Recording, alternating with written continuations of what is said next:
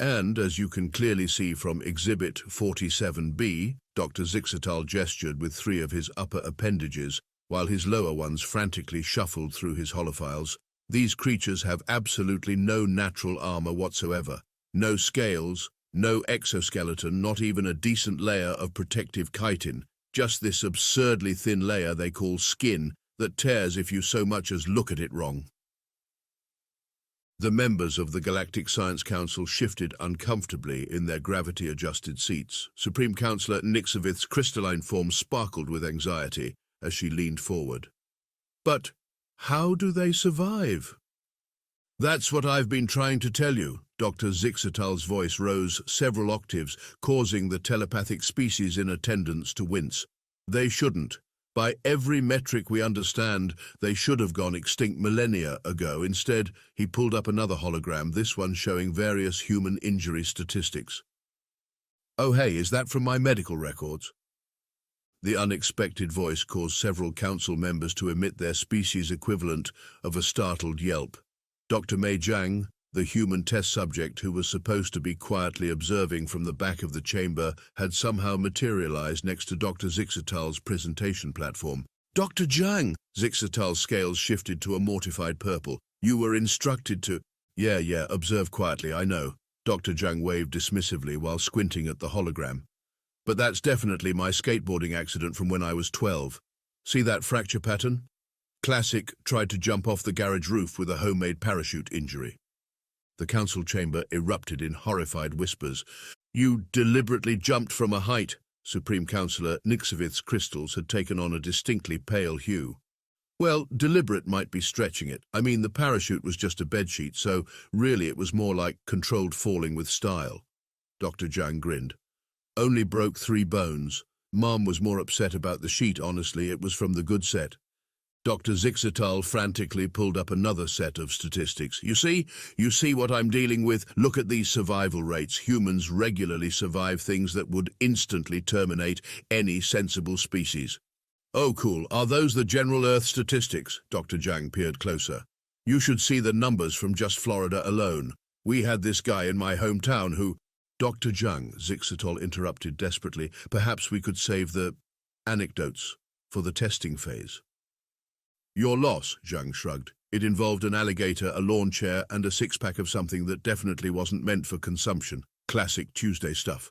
The council's chief medical officer, a being composed entirely of neural tissue suspended in a protective field, pulsed rapidly. I've analyzed these injury survival statistics 3 times now. They cannot be correct. According to this, humans regularly survive having their protective cavity penetrated by foreign objects. You mean getting stabbed? Yeah, happens all the time. Had a cousin who accidentally got a fence post through his shoulder at his wedding. Still finished the ceremony. Said he wasn't going to waste money on the venue rental. Jiang paused thoughtfully. Though that might have been the shock talking, or the open bar. But how do you function without proper armor? One of the younger council members burst out. Dr. Jiang's grin turned positively wicked. Oh, that's easy. We just walk it off. The entire council stared in silence. I believe, Dr. Zixatal said weakly, this would be an excellent time to move on to my proposed testing protocol. Although, he added, glancing nervously at Dr. Jiang, I'm beginning to fear we may need to revise our safety parameters significantly. Oh, come on, Doc, Jiang's eyes sparkled with mischief. Where's your sense of scientific adventure? I left it behind when you told me about the shopping cart incident, Zixatal muttered, his scales now a distinct shade of trauma green. The Supreme Counselor raised all 4 appendages for attention. I believe we've seen enough to approve immediate testing, though perhaps we should alert the emergency medical team to expand their capabilities. Good call, Jiang nodded sagely. You might want to stock up on coffee too. I tend to get cranky when injured without caffeine. There was this one time in grad school. Moving on, Dr. Zixatal practically shouted, switching to the next hologram with such force he nearly broke the projector. Let us discuss the testing protocols, shall we?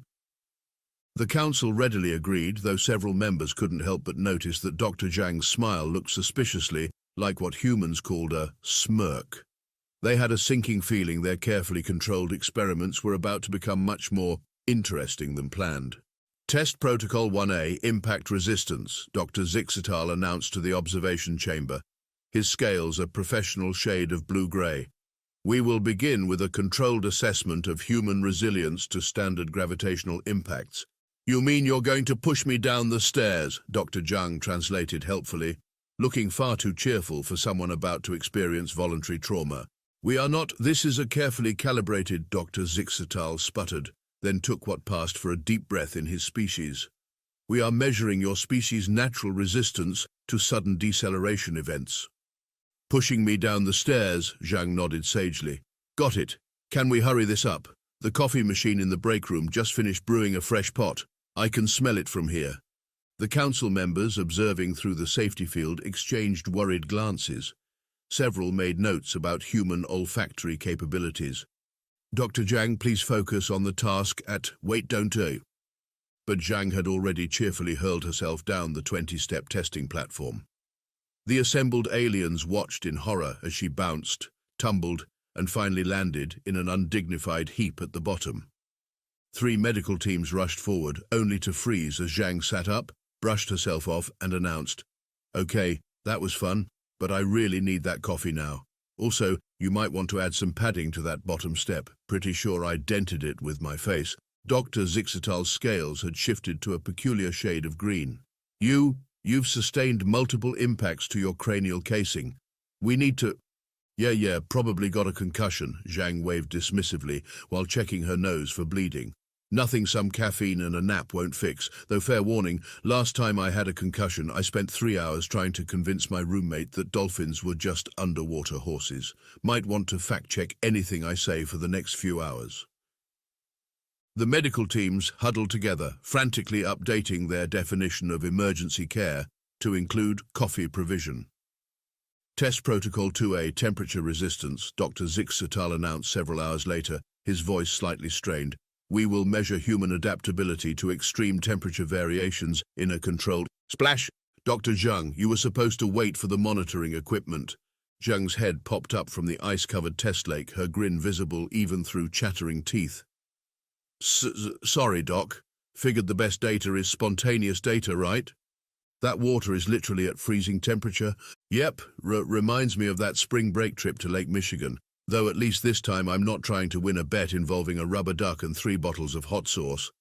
She paddled around cheerfully. Hey, is the sauna ready yet?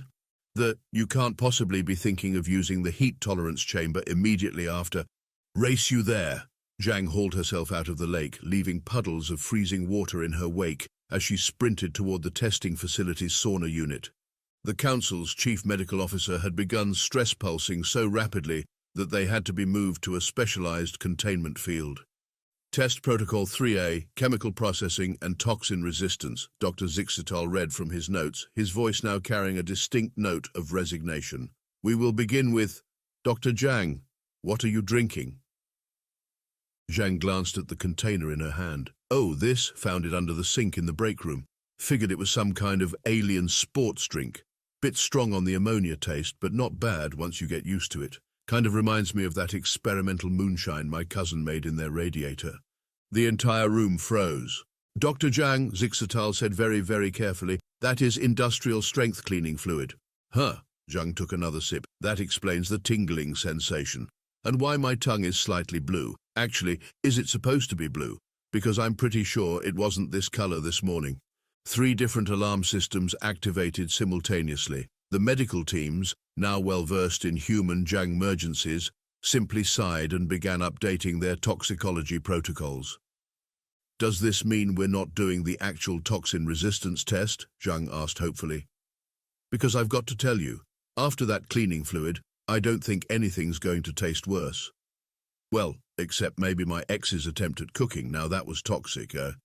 Supreme Counselor Enixavith, who had been observing the tests, turned to Dr. Zixatal. Doctor, I believe we need to revise our classification of human durability.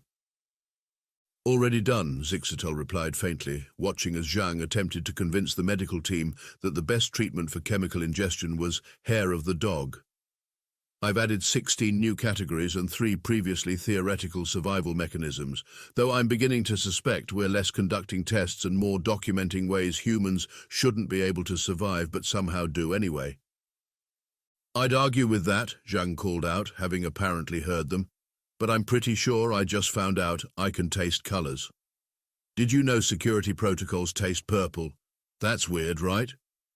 Also, is anyone else's skin vibrating, or is that just me? The medical teams collectively decided that perhaps it was time to implement Protocol Oh No Not Again, which mainly consisted of having strong coffee and stronger antidotes on constant standby. Should we proceed with the remaining tests? One of the junior researchers asked nervously. Dr. Zixatal looked at his notes, then at Zhang, who was now trying to explain to the medical team why she felt perfectly fine despite glowing slightly, then back at his notes. I believe, he said with dignity, that in the interest of scientific integrity and my personal sanity, we should take a brief recess, preferably one involving several stiff drinks. Ooh, drinks, Zhang perked up. Just don't let me near anything labeled technically not lethal again. Learned that lesson on my last shore leave, though I did discover I can breathe fire under the right circumstances. The entire research team unanimously decided that some data was better left uncollected. The first indication that something had gone terribly wrong came when the research station's alarm shifted from their usual Dr. Zhang did something inadvisable tone to actual emergency frequency. Dr. Zixatal's scales instantly shifted to alarm purple. Station security reports hostile boarding in progress, the AI announced calmly. Space pirates have breached decks 3 through 7. Please proceed to designated safety zones while trying not to die horribly.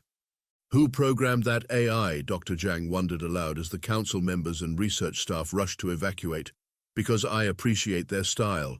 Dr. Zhang, Zixtal grabbed her with 3 of his arms while using the other 3 to gather critical research data. We must get you to safety immediately. You have no natural armor, and these pirates are notorious for their brutality. Yeah, about that, Zhang was already heading in the opposite direction of the evacuation route. I just remembered the school tour group is still in the xenobiology lab. You know, where we keep all the actually dangerous stuff. But you'll be killed, you're too fragile.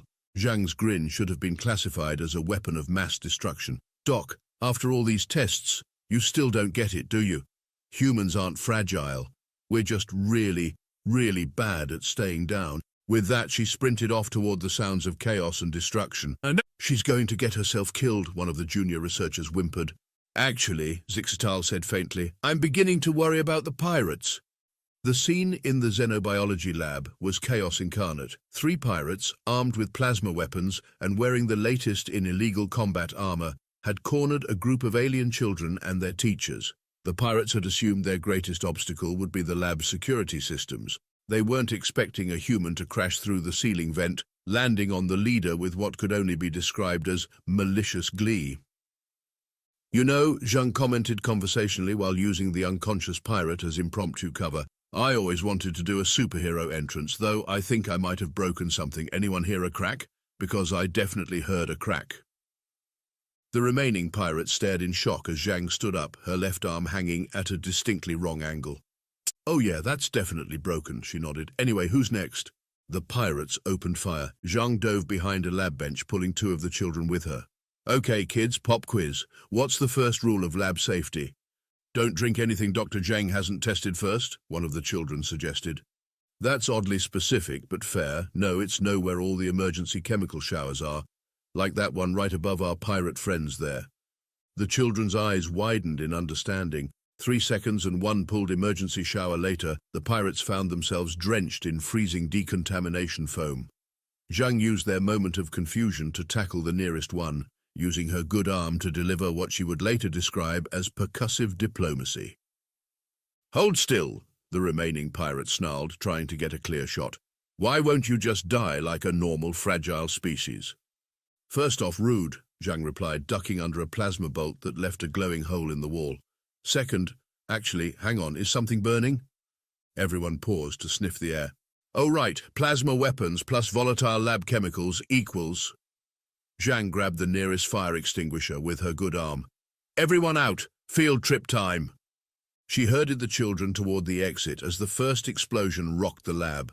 A plasma bolt caught her in the shoulder, spinning her around, but not stopping her forward momentum. Okay, that's going to leave a mark, she muttered, then raised her voice. Single file line, please. Yes, just like your regular evacuation drills, except with more explosions. Think of it as an exciting hands-on lesson in exothermic reactions. Another shot caught her in the leg just as the last child made it through the door. Zhang stumbled, caught herself, and turned to face the remaining pirate, with what could only be described as mild annoyance. "Really?" she asked, absently patting out a small fire on her lab coat. "I'm trying to teach here. This is a place of learning." She punctuated this statement by throwing the fire extinguisher with frightening accuracy.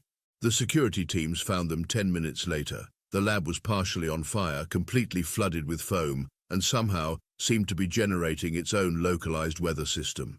The pirates were unconscious, thoroughly zip-tied, and had "messed with the wrong scientist" written on their foreheads in what appeared to be permanent marker. Dr. Zhang sat in the middle of it all, using her good arm to hold an emergency pressure bandage against her shoulder, while cheerfully explaining to the children why they should never try what she just did. "And that's why we always keep spare zip ties in the lab," she was saying. "Also remember, kids, violence should never be your first solution. It should be like third or fourth minimum, after coffee." "Dr. Zhang!" Zixtal burst onto the scene, his scales cycling through so many colors he looked like a disco ball. "You're injured, you're shot, you're on fire." "Only a little bit on fire," Zhang corrected, finally noticing her lab coat was still smoldering. "And I've had worse. Did I ever tell you about the time I tried to deep fry a turkey? Now that was a disaster. This is just Tuesday. You have multiple plasma burns, a broken arm, and according to these readings, enough adrenaline in your system to kill a small moon." "Yeah, I'm probably going to feel that tomorrow," Zhang agreed cheerfully. "But hey, got some great data on human emergency responses, right? That's got to count for something." One of the children raised their appendage. "Dr. Zhang, is this going to be on the test?" "Absolutely not, but if anyone asks, we'll call it a practical demonstration of human biochemistry and emergency protocols." She tried to stand up, wobbled slightly, and sat back down. "Though maybe we should finish the lesson after I visit medical. I'm starting to taste colors again, and I don't think it's from drinking cleaning fluid this time." "The medical team is already on their way," Zixtal assured her, trying to prevent her from moving. "Along with a trauma team, a psychiatric evaluation unit, and I believe someone called in an exorcist, just to be thorough." "Oh, you guys do care," Zhang grinned, then looked thoughtful. "Hey, do you think this counts as extra credit for my durability tests? Because I feel like surviving multiple plasma shots should get me bonus points." Zixtal stared at her in disbelief. How are you even conscious?" "Spite, mostly, and I haven't had my afternoon coffee yet." She perked up as the medical team arrived. "Hey, speaking of which, any chance we could stop by the break room on the way to medical? I'm pretty sure I've earned a coffee break." "You're literally bleeding." "Yeah, but like, not fatally." She paused. "Probably. Hard to tell with plasma burns. Everything kind of just feels tingly at this point." As the medical team carefully loaded her onto a hover stretcher after 3 failed attempts to convince her to stop moving, Zhang called out to the still-stunned security team, "Oh, and someone might want to check on that weather system forming in the lab. Pretty sure mixing plasma fire with decontamination foam isn't covered in the standard safety protocols." The last thing Dr. Zixtal heard before the medical team whisked her away was her cheerful voice saying, "So hypothetically, if someone happened to have used classified research equipment as impromptu weapons, would that count as misuse of lab resources or creative problem-solving?" The security team looked at the devastation, then at the thoroughly defeated pirates, then at each other. "I vote we classify this entire incident under reasons not to underestimate unarmored species," one suggested. "Agreed," said another, "though maybe we should add a subcategory for, especially if they're human and haven't had their coffee." Dr. Zixtal just sighed and began updating his research notes.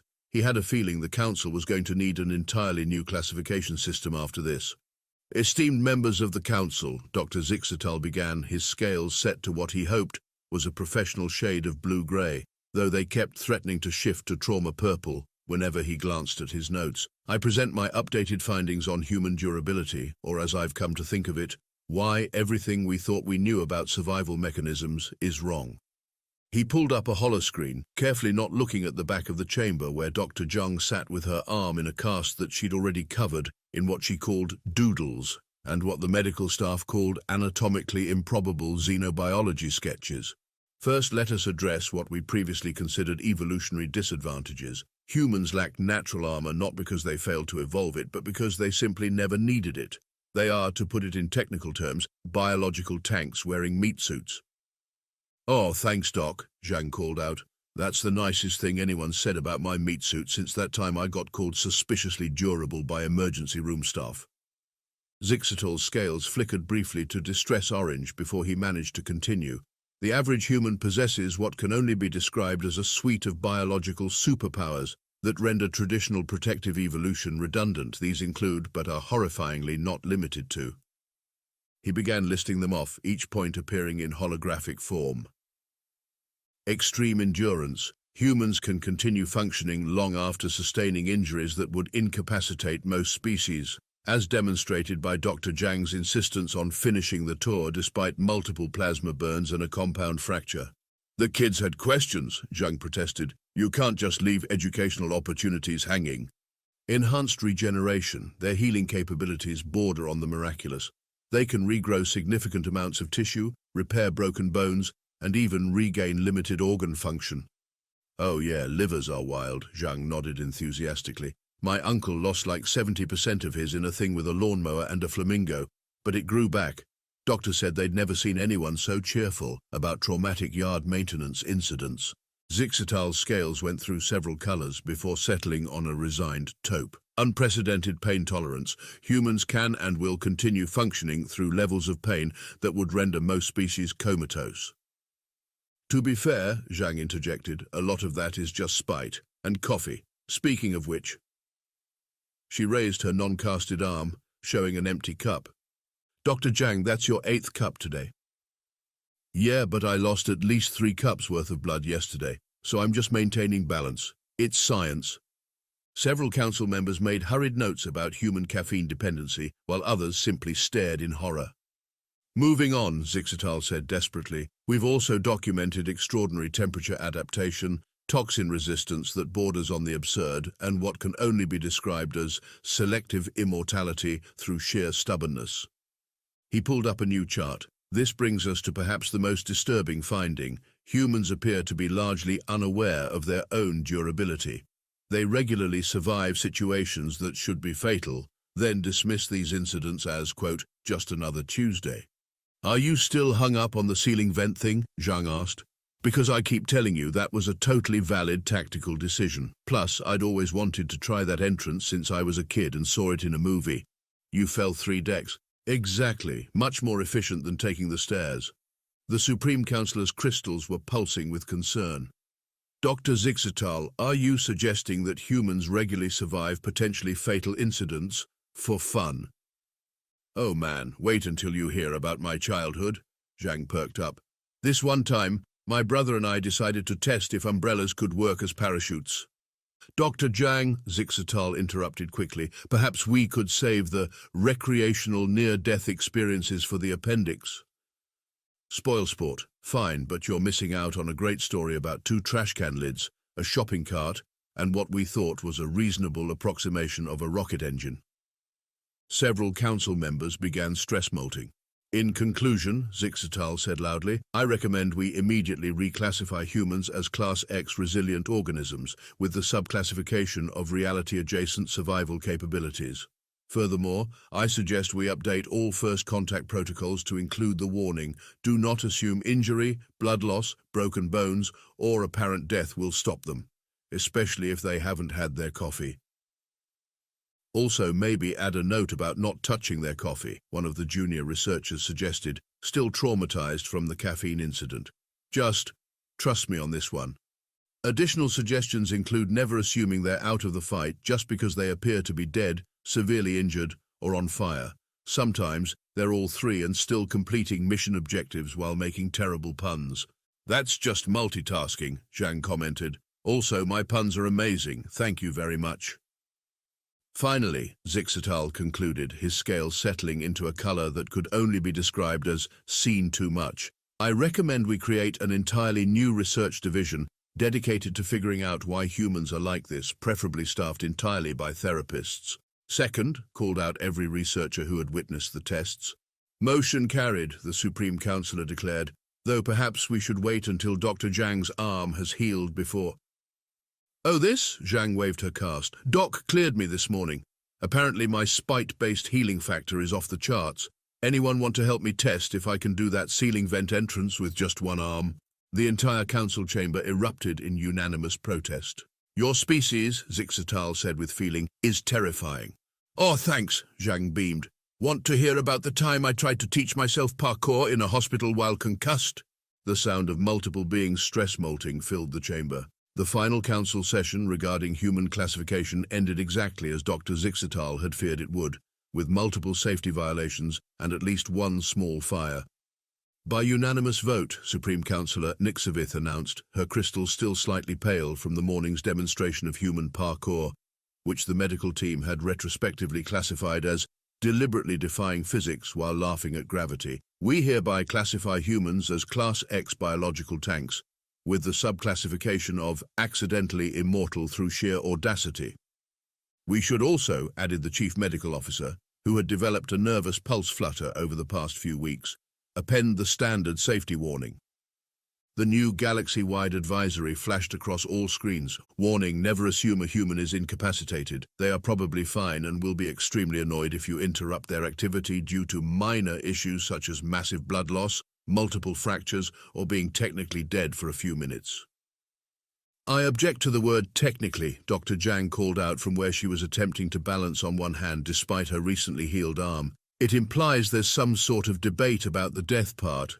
I mean, you're either dead or you're not, right? Unless you're only mostly dead, which according to at least one human documentary is distinctly different from all dead. Dr. Zhang, Zixatal said wearily, please get down from there before you... Crash. Fall through the decorative ceiling panel and into the artificial gravity generator. He sighed, his scales shifting to a color that could only be described as, this might as well happen. Again. Zhang's voice echoed up from the new hole in the floor. I'm okay, though someone might want to check on the gravity generator. It's making a weird humming sound that I'm pretty sure isn't standard. Also, unrelated question, is anyone else suddenly feeling lighter? The council chamber's gravity chose that moment to reduce by approximately 60%.